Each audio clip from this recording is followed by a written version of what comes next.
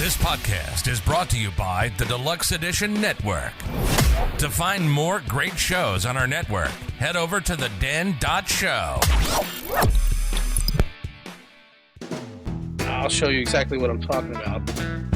Don't quote me on that. And then you couldn't stop talking about it. No, I could. Let me see one of those so I can see how it fits in my big old paw. Till next time, go take on the world. What is going on? And welcome to Take on the World with Johnny and Mike D. Lexi got called into work, so she cannot join us today. Boo, boo, boo. So we decided we're going to do a couple gear reviews and knife reviews. Johnny's got a plethora of knives here. Yes, you can't see it. It's behind the monitor. Do you even know what a plethora is? I do not. I would like to think that if you used a word, you knew what it meant. I'm sorry, El Jefe. So, what do you got for us today, bro?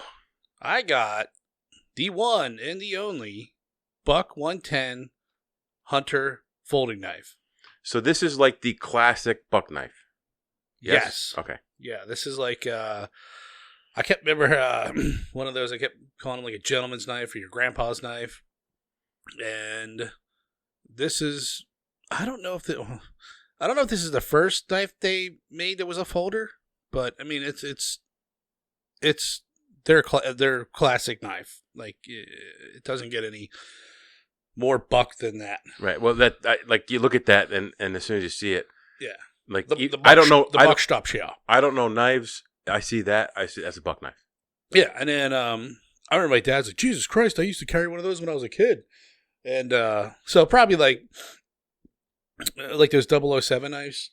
You remember those?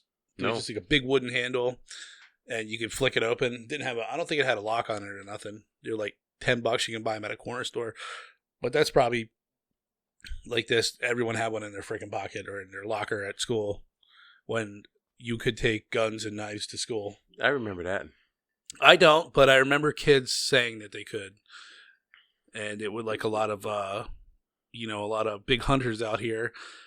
And they would bring their shotgun to school with them on a Friday and then head out Friday evening after school to go, whatever, duck hunting, small game hunting, what have you. So, I say let's just get right into it. I actually remember those days. I remember pulling in a parking lot of my school, and anybody at a pickup truck had a gun rack in the back, and there was one or two guns in it. Yeah.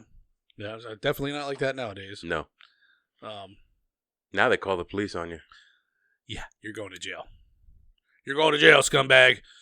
So anyways, what we have here for you today is the beautiful classic Buck 110 Hunter folding knife. And I'll tell you right off the bat, it comes with a leather sheath. And when I got this leather sheath, brand new, and I put the knife in there, let's see if I can show this to you guys. It probably barely fit. No, it was loose, but when it went down to the bottom, it would, this is going to be hard to pick up. The leather sheath would press down on the knife like that. Oh, okay. Okay. So, if you look in the back here, where this spacer is, the tip of the knife, you can't see it on there, but if you press down, the tip of the knife will hit that spacer. So I didn't want it to fuck the edge up, or chip it possibly. So I did a little trick that our old friend, God bless his soul, Marty Gordner, did with his ice skates when he used to play hockey. They wore leather skates, so what they would do is they would soak the leather in hot water for like 10-15 minutes. So I soaked this in hot water for about 10-15 minutes, and I put the knife in there, closed this, and I put a towel over top of it, and I put a 20-pound weight on top of it, just something to kind of squish it down. And you can kind of see, I know you can see that, yeah, how it took the shape of the knife. Yeah. And I've actually shaped leather like that for a holster. Yeah, it works great. Soak it in water, and I use actually a piece of an antler because it's nice and smooth. Oh yeah, and then kind of like rub it down. Rub it down. Yeah, that's a great idea. So you'll see along here where it kind of took the shape of the knife. So, man, it fits sweet in there. And guess what? It doesn't push the knife down when I put it in the sheath. Now, is there a direction that has to go in the sheath? It can go in any way, but it's molded to go in this way. So Okay. I like it when it's on my belt sheath. I pull it out. It's tipped down just like you would a regular pocket knife. Okay. It comes out like that. That's one mod I did to it. And then, of course, y'all know me. I got to have the thumb stud. It does not come with this thumb stud. This is an aftermarket piece. I think I bought a pack of 3 for like $7. And you put them on anywhere you want. There's a little Allen key here. Don't know what size it is. I think it's like a 1/8 inch or something. Don't quote me on that. But get you a little anti-seize, or not anti-seize, I'm sorry, Loctite. Put it in the threads there and tighten her down, and she's good to go. And that's definitely makes for a much better opener. And it doesn't take away from doesn't take too much away from it. So the specs on this, here we go. I did. I guess this was made in 1963. That particular knife, or that's when they started making them? I think that's when they started making Okay. this. Not this knife. Wasn't made in 1963. Okay, just that style. That style, yeah, that model. And I believe their headquarters was originally in California. You might want to fact check me on this. And then some point they moved to, I believe, Idaho. And I watched a video last night of it was an elk hunter. I forget. I think it was called Elk Shape or something was his YouTube handle. And it was like this little scrawny kid, and he went to their plant. So it was cool. Like you got the mountains in the background and everything. But fun fact. These when you go to their plant, this specific model, there's a big station or a section that only these are made in. Only they're not intermixed with like, hey, one's popping out this knife, one's popping out another knife. It's a big section, and that's all they do is make these knives. And so it's cool. So if you ever have the time, go on and check their headquarters out, and there's a couple cool videos out there. But so we'll go over some specs here. The closed, it is 4 7/8 inches. Hold it. Stop right there. You did research? I told you that. I know. I was up till like 5 o'clock in the morning, and I don't know. My sleep schedule is all screwed up. I'm gonna be hurt when I go back to work. It's gonna be brutal. So you were researching this last night? Yeah. Wow. Yeah. I'm shocked. That's If I could only get you to research something else. Well, I like when you do the research and I just interject with my stupid shit. You mean interrupt? Yeah, interrupt. Continue. So that's my turn now. So closed 4 7/8. It fits well in your hand. I got big beefy fat fingers, so they're all swolled up from all the Chinese food and. You had Chinese food without me? I did. You fucker. Oh yeah. I ate the chicken wings and I threw the bones out the window. The weight. Now this is where we're probably going to lose a lot of you because there's a ton of people. I can't carry a heavy knife. Weight down my pocket. Well, guess what? I'm a man. I don't mind a little weight in my pocket. You know what I mean? Carrying around this thing in between my legs. So you have plenty of weight left to carry? Yes. So the weight is 7.2 ounces, and so half a pound. Half a pound. Yeah, it's you can tell. You can tell, but I like it. I like the weight. I like a weighted. Yeah, it doesn't bother me. Now, don't get me wrong. I like a super lightweight knife, but I know there's guys out there that if it's not under like 2 ounces, I'm not going to carry it. When I'm stabbing someone, I want some weight behind it. Right, yeah. And that fucking knife is very stabby. Hold it. Oh. Got a little side-to-side play there. Yeah, but no, it's the blade flexing. Not, check it again. No, I can hear it clicking.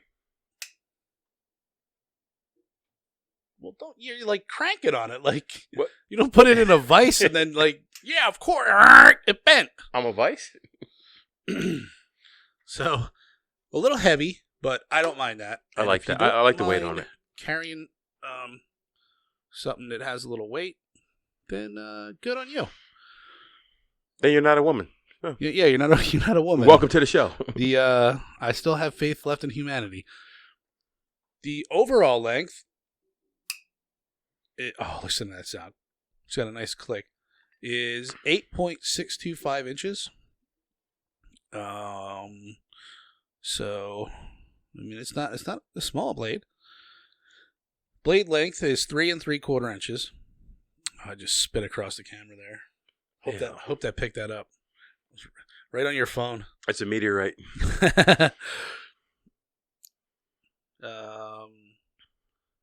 I do not have the thickness. I must have fell asleep at that point. So your research is I incomplete. was a little in and out. I would probably say quarter, 16th. Let me see it. It's under a quarter. Stand by. It's under a quarter. Yeah, I don't know. Fucking, who cares? It's thick enough. That's what I gotta say. If you want to know, fucking research it. That's why they're watching your video, bro. Oh, look at that angle. So it's got that classic, I guess, clip point, like Bowie knife. Which, by the way, they make a slim line of this, and it does not have that same profile. And it's got more of a clip point. So this tip here is not as cut in. Let me say it's more flat. Anyways, it's got a hollow grind on it. Now, Mike, do you remember? I don't know if we talked about a hollow grind. Yeah, we did. We talked about a Scandi. Scandi.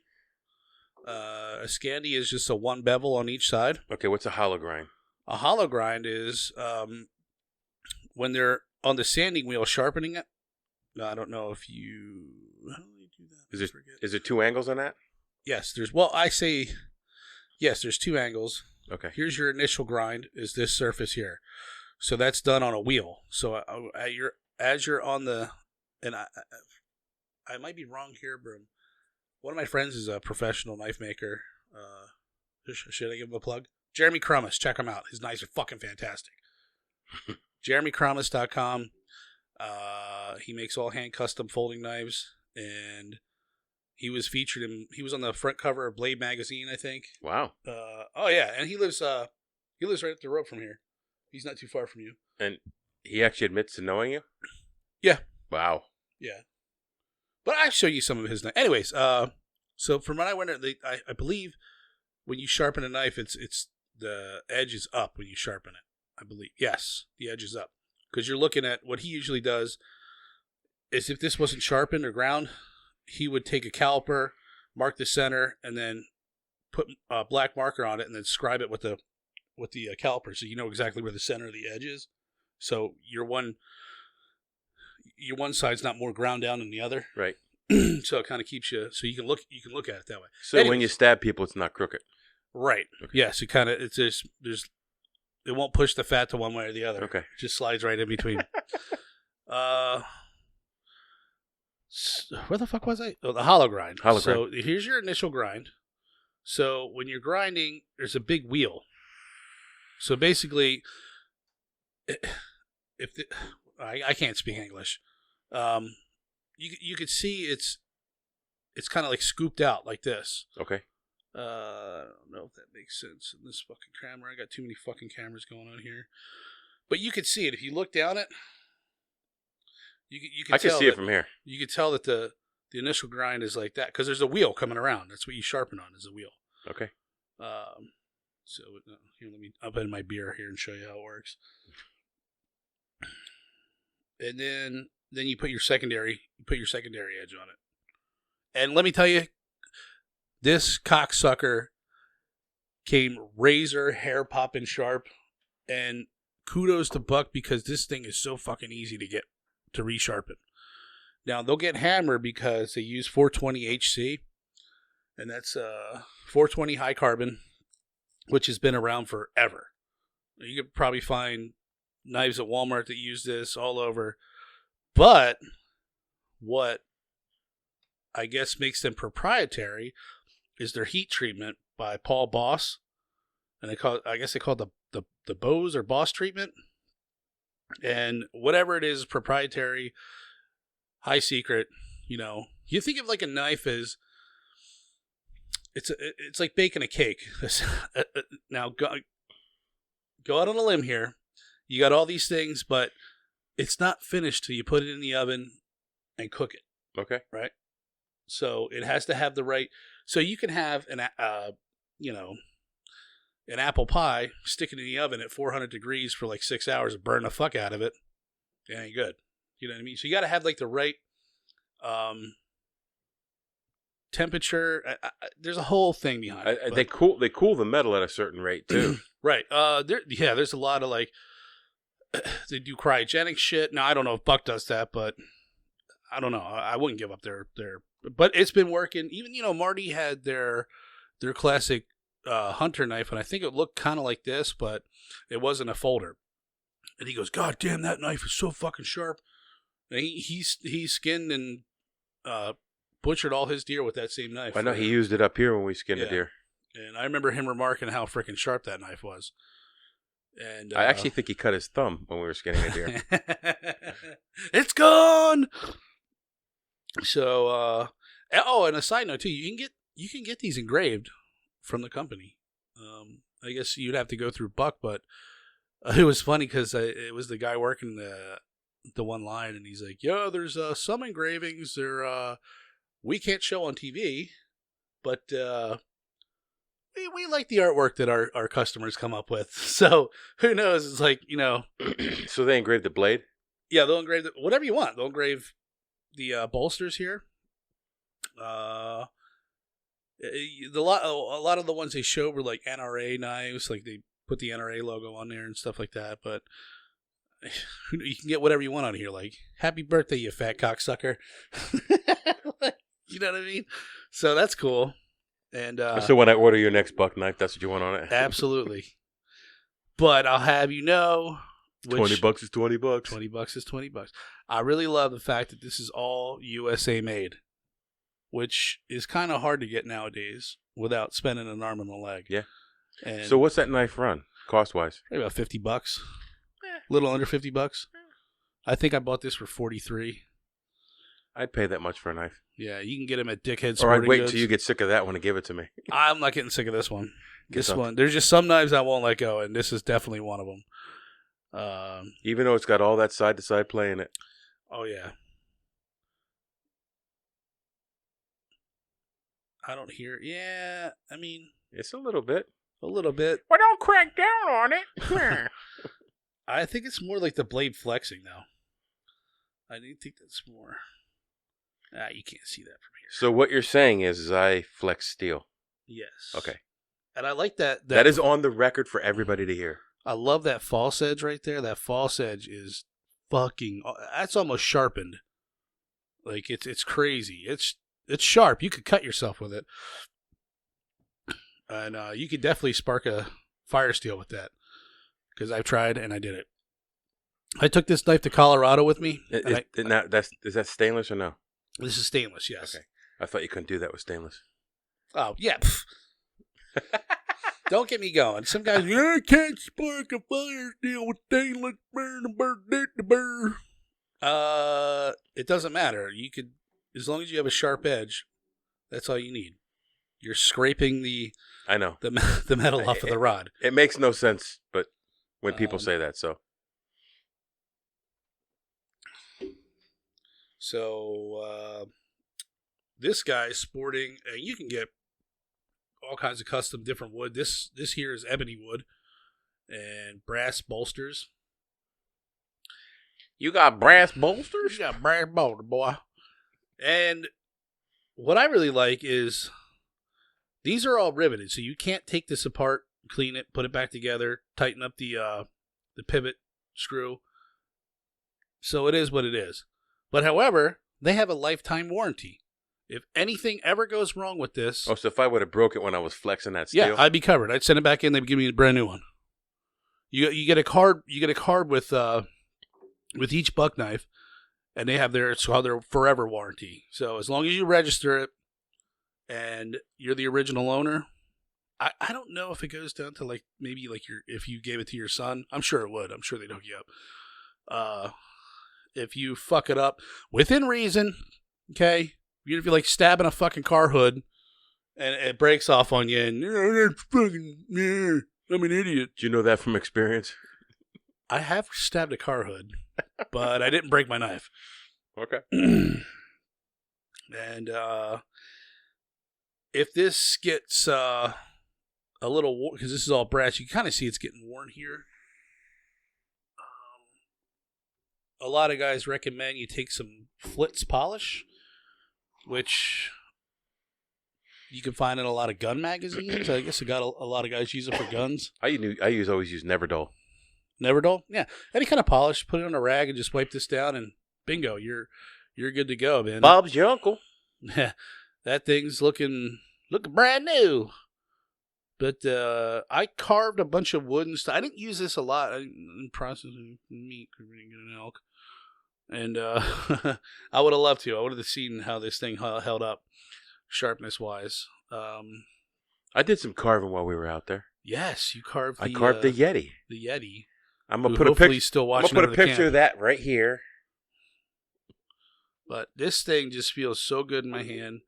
And then you couple it with, say you go hunting, put it in your belt. Put it in your belt. And you've got a solid fucking knife. And, side story. Side story? There was a guy, God, I wish I had more time. There was a guy, I don't know if he lived in Alaska or went to Alaska on a hunting trip. Anyways, he was on a bear hunting trip or some kind of hunting trip. He got attacked by a bear and he killed a bear with this, not this exact knife, but this exact knife.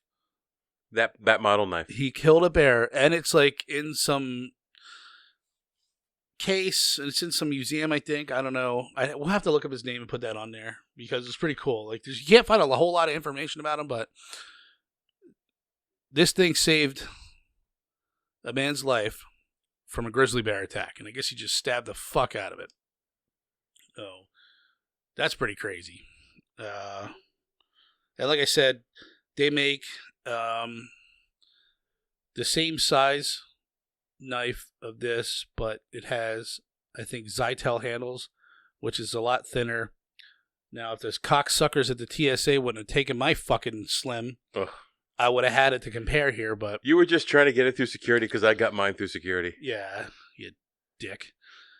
But it doesn't have the brass bolsters, the wood, it's just all Zytel, and I even like that one. It has a pocket clip on it, too. And it's a deep carry pocket clip, so, well, you don't always want to carry this thing around with you. You throw that in your pocket, and it's a good beater. They're only like $20. So I wasn't too heartbroken when I lost it, because $20 is $20. You could make 10 times that on a weekend. Yeah. Look at the shiny. Ooh, shiny. So that's the buck. Oh yeah, and then forgot to mention the back lock.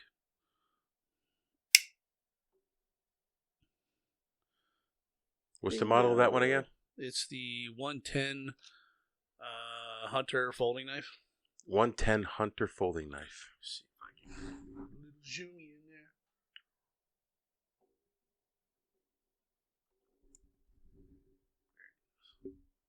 Buck